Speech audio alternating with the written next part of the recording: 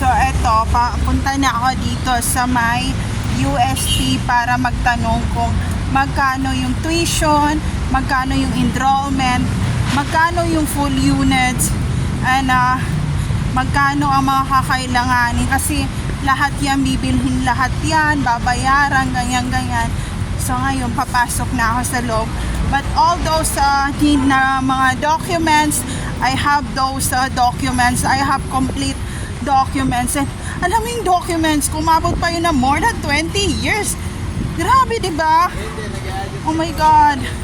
I'm so thankful. So ito, papasok na tayo ng UST. Tingnan natin kung makakapasok tayo. Anong oras na ba? Good afternoon.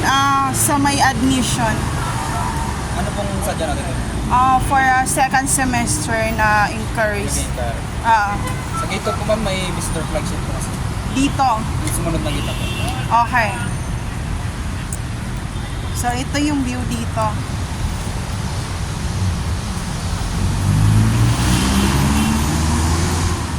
Dito tayo dumaan kasi pa pinapapasok na ako doon sa dito tayo. And nakilala na ako ni Manong Guard. Hindi na siya nag-anap ng identification.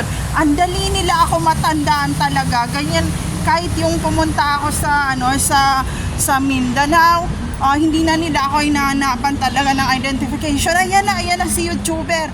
Hi and hello tayo, shout out, ganyan. So marami tayong pupuntahan na school, na high school and elementary, kung saan ako nag-high school and elementary sa Cotabato City, Mindanao. So ayan, ito yung view dito. Diba? Alam nyo ba, ang daming gwapo sa university? Lalo na sa private school. Bukod sa mayayaman, di kotse, may katulong, mansion ng bahay. Ang daming gwapo na apam. Pero dahil nga ang focus doon ay hindi yung kagwapuan at kagandahan, ang focus ng lahat doon ay kagalingan. So ayun.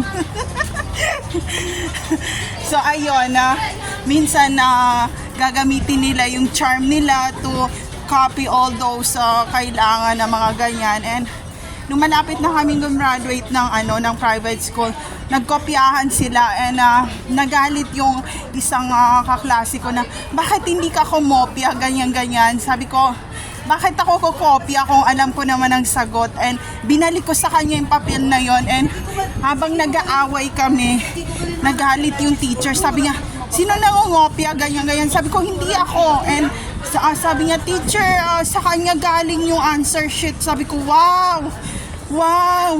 Di ba sa inyo galing yun? Tapos pag nagkalaglaga na, sa akin napuntang sisi. Sabi ko, sabi ng teacher, mag-report ka sa office ha. You have lots of talaga troubles. Sabi ko, wow, ma'am, hindi sa akin yung answer sheet. Oh my God.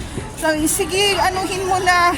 Kasi malandi ka tumatambay kayo sa abandon So, landi-landi ka na. So, dahil lumandi na yung harap mo, ikaw ngayon ang aming pa-challenge talaga. Ang sama ng ugali. So, yun. So, merong ginawa sila sa abandon talaga. So, saka na natin pag-usapan yun. So, ito yung view dito.